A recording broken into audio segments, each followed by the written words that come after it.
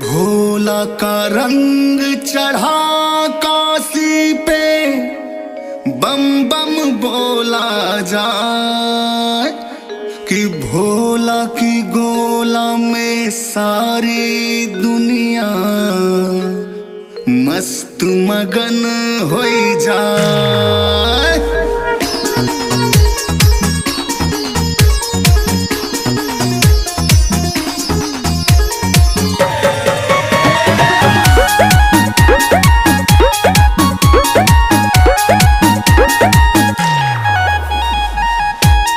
होली काशी नगरी वाला,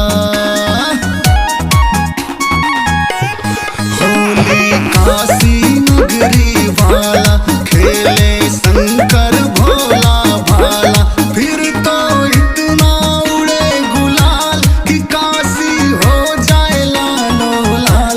ओ भोला बम बम बनारस वाला, खेले शंकर भोला भाला। ओ भोला बम बम बनारस वाला, खेले शंकर भोला भाला।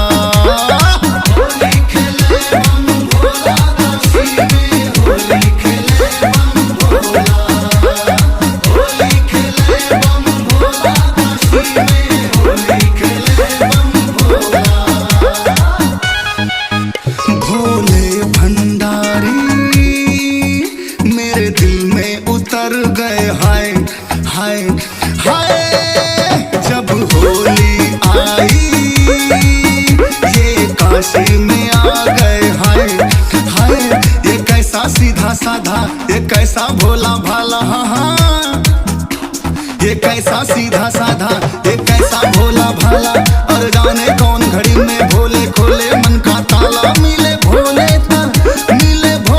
ता हुआ निहाल। भोला बम बम बनारस वाला, खेले शंकर भोला भाला।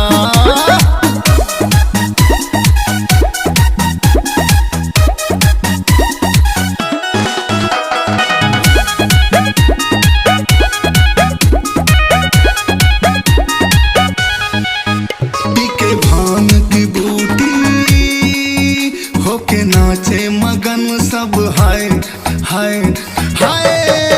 लेके रंग पिचकारी देखो बाबा भी धूम मचाए। ये कैसी अनोखी होली, सब बोले बम बम बोले।